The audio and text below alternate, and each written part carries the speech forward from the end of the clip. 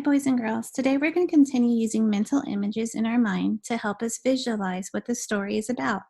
Our reading target says, I can discuss how the author uses words to help the reader visualize. Remember, when we visualize, we're making a picture in our mind based on what is read or told. So good readers, we might not always have pictures on the pages, but good readers are able to visualize what's going on. We're able to make those mental images in our mind to help us understand the story better. So that's what we're working on this week. I included this chart again, like I did yesterday, that kind of explains to us what visualizing is. Remember, it's making a picture in your mind. And an example, it says, it was a beautiful day at the beach. If you were to read that in a story, you might not have a picture of that, but you are able to visualize a beautiful day. I know that when I think of a beautiful day, I think of a nice day outside where it's sunny, it feels nice out, we're able to play outside.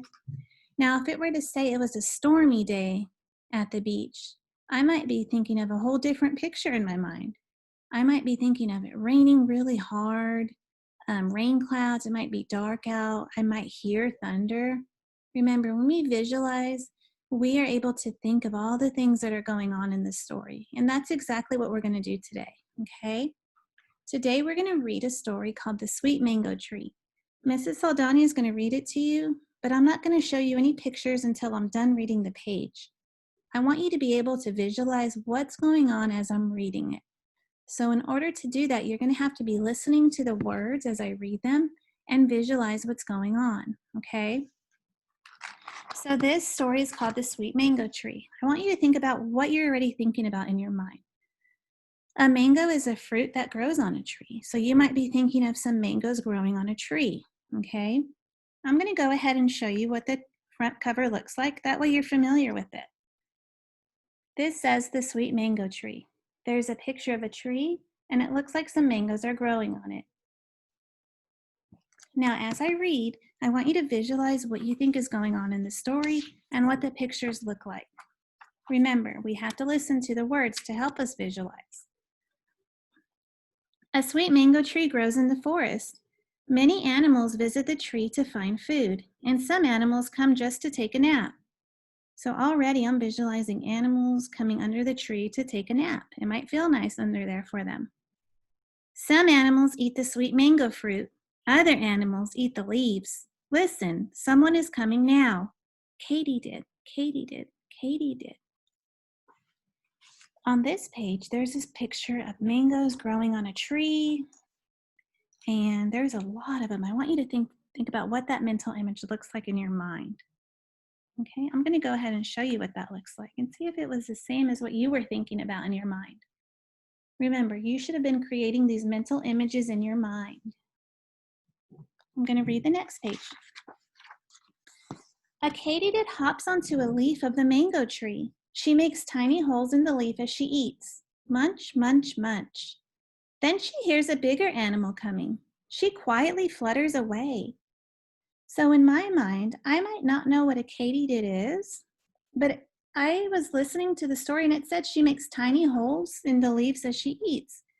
So I'm thinking maybe of a tiny insect that's making tiny holes in the leaves. I'm hearing a munching sound because the story said munch, munch, munch.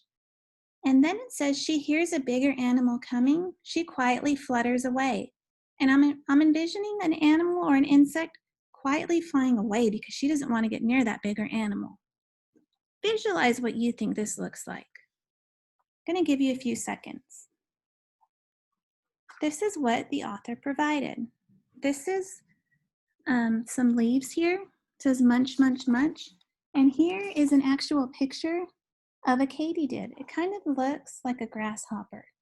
Okay, it's a small insect making holes in the leaves. A bird glides onto the tree. He pecks at a mango with his pointy beak. Think about what a bird looks like with a pointy beak. Visualize that in your mind. Create a mental image. Then he hears a bigger animal coming. He flies up to the sky. Think about what that looks like if a bird is flying in the sky. Make a mental image in your mind. Okay, this is what it looks like in the story. There's the bird flying away.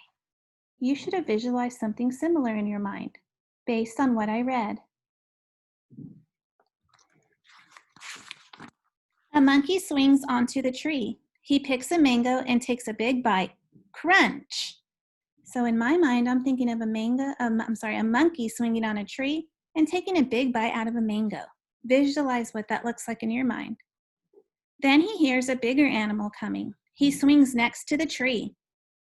In your mind, you should be visualizing a monkey swinging on a tree and a bigger animal coming. Hiss, hiss, hiss. Visualize what that monkey looks like. This is a picture provided in the text. There's the monkey swinging on the tree. Okay, so the next animal says hiss, hiss, hiss. Think about what animal that can be. You should be visualizing that in your mind. A snake wakes up from her nap in the tree. She slides down the trunk. Her tongue flicks in and out. Think about what that looks like if a snake's tongue is flicking in and out. You should be creating a mental image in your mind of that. Then she hears a bigger animal coming. She slithers away. Remember, when a snake slithers away, it kind of moves quickly on the ground. Squeak, squeak, squeak. You should have been creating these mental images in your mind. Two tapirs trot under the tree. They slurp the juice of a squashed mango on the ground. Then they hear a bigger animal coming. They run away fast. So two tapirs trot under the tree. Trot means to walk. They're slurping the juice of a squashed mango. In case you do not know what this animal looks like, this is what it looks like, but already you should have been picturing a bigger animal slurping juice. That means like drinking juice out of a mango. And it's a squashed mango on the ground. Visualize what that looks like. And then they hear a bigger animal coming. There's a picture of that animal. There's a squashed mango, and there they are there. Grr, grr, grr. Visualize what animal you think it's going to be. A tiger slinks over to the mango tree. Slinks means to kind of walk over quietly and slowly. She sniffs the ground. Remember, when we sniff, it's kind of like we're smelling something. So think about a tiger smelling the ground. As she hunts for tapirs. Sniff, sniff, sniff. So there's a picture of a tiger sniffing the ground. Tiger must be hungry. Then she hears something. Drip, drip, drip. Think about what that looks like. Here's what the author provided. You should have been visualizing something similar in your mind. Okay, now on this last page, Mrs. Saldana is not going to show you a picture. I'm going to read this to you, and you're going to visualize what you think that looks like in your mind. Then on Seesaw, you are going to draw a picture of what you think this looks like. What the last page of the story is based on the pictures that I've showed you and all the visualizing and mental images that you've created. Think about what this last page is after I read it, or while I'm reading it. You should be visualizing. Then you're going to draw what you think the last page is going to look like. Pitter, patter, pitter, patter. It's starting to rain. Think about what that looks like in a forest if it's starting to rain. We know they're in a forest. We know it's raining. Visualize that in your mind. Don't worry, Tiger. The mango tree is a nice place to stay dry and take a nap. In your mind, you should be visualizing a tiger maybe under a tree, staying dry, taking a nap. It's raining, they're in a forest.